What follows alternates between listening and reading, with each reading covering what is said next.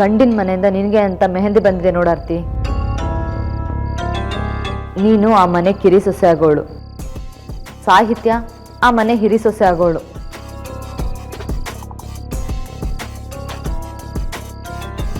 So ಅವಳ ಹತ್ರನೇ ನಿನಗೋಸ್ಕರ ಅಂತ ಮೆಹಂದಿ ಕೊಟ್ಟು ಕಳಿಸಿದ್ದಾರೆ.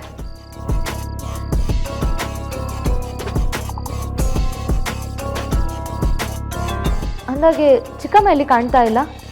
ಅಡುಗೆ ಮನೇಲಿದ್ದಾರೆ. ಸರಿ. ಅಮ್ಮು, ಇವತ್ತು ನಿನ್ನ ಮೆಹಂದಿ ಅಕ್ಕ ಸಾರಿಕಾ ಬರಲಿ, ಸಾಹಿತ್ಯನೇ ಬರಲಿ, ಸರ್ ಸಮ್ಮಾನೇ ಬರಲಿ, ಇವತ್ತಿನ ಪ್ರೋಗ್ರಾಮ್ನ ಹಾಳಾಗೋದಕ್ಕೆ ನಾನು ಬಿಡಲ್ಲ. ನೀನೇನು ಯೋಚನೆ ಮಾಡಬೇಡ.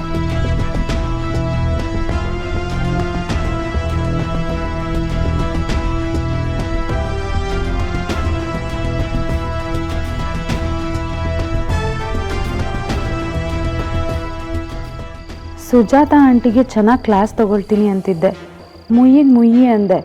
ಆದರೆ ನೀನು ನಮ್ಮೆಲ್ಲರಿಗಿಂತ ಸಾಫ್ಟು ಅಮ್ಮು.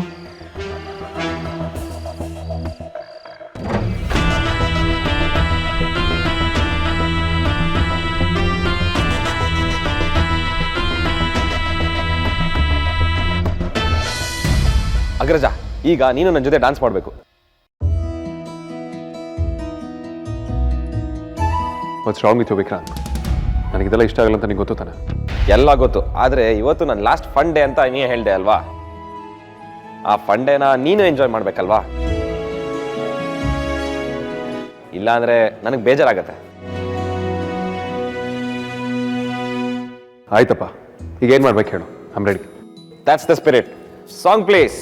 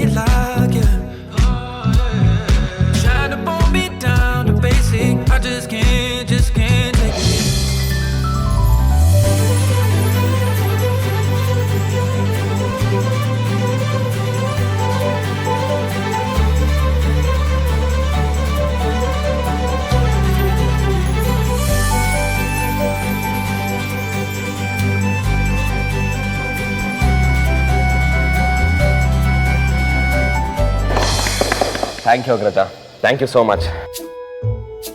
ನೀನೇ ನಾನು ಮದುವೆ ಆಗ್ತಿರೋದಕ್ಕೆ ಮೇನ್ ರೀಸನ್. ನೀನು ಇಲ್ಲ ಅಂದಿದ್ರೆ ಎಲ್ಲ ಕನಸಾಗಿ ಉಳಿದೋಗ್ತಿತ್ತು.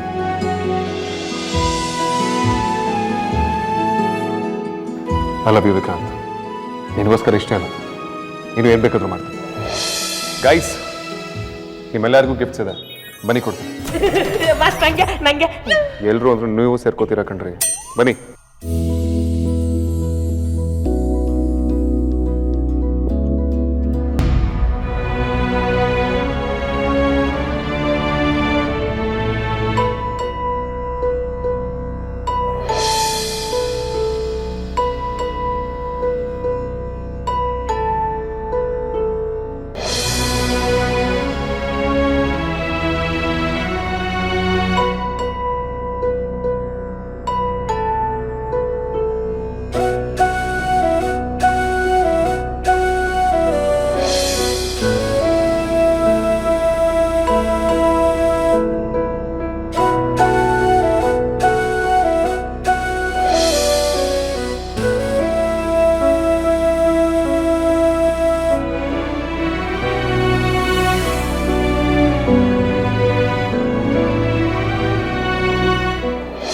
ಧ್ರುವ, ನಿನ್ನ ತುಂಬ ಮಿಸ್ ಮಾಡ್ಕೊಳ್ತಿದ್ದೀನಿ ಕಣೋ.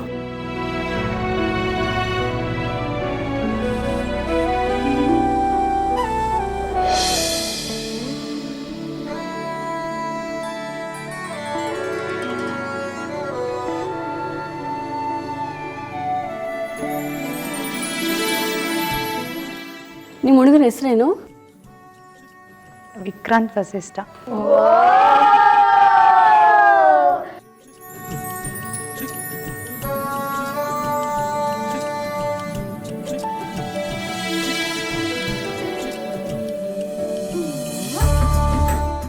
ಆರತಿ ಅಕ್ಕನ ಮದುವೆ ಅಂತ ಇವ್ರನ್ನ ನಾನು ಸ್ಪೆಷಲ್ ಆಗಿ ಗರುಡ ಮಾಲಿಂದ ಕರೆಸಿದ್ದೀನಿ ಗೊತ್ತಾ. ಥ್ಯಾಂಕ್ ಯು ಸಾಹಿತ್ಯ. ಅವತ್ತು ಆಫೀಸಲ್ಲಿ ನಿನ್ನ ಮತ್ತು ವೇದಾಂತ್ ಮಧ್ಯ ಏನೋ ಇದೆ ಅಂತ ತಪ್ಪಾಗಿ ತಿಳ್ಕೊಂಡು ಹಾಗೆಲ್ಲ ಮಾತಾಡ್ಬಿಟ್ಟೆ. I am sorry Amulya. But ಆಮೇಲೆ ನನಗೆ ಅರ್ಥ ಆಯಿತು ನೀನು ಮತ್ತು ಅವರು ಜಸ್ಟ್ ಗುಡ್ ಫ್ರೆಂಡ್ಸ್ ಅಂತ.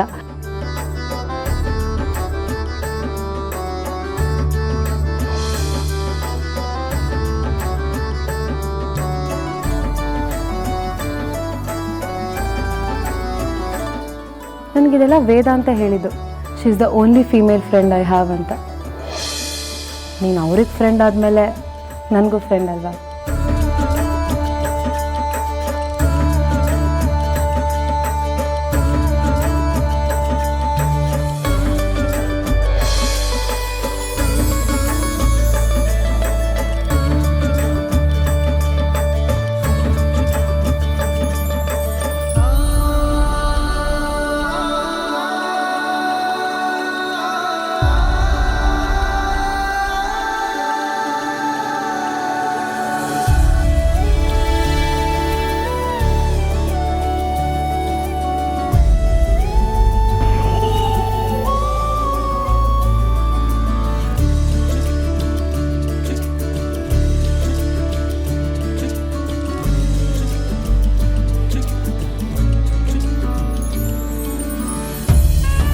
ಅಂದ್ಕೊಂಡಿರೋದೆಲ್ಲ ಸರಿಯಾಗೇ ಆಗ್ತಾಯಿದೆ.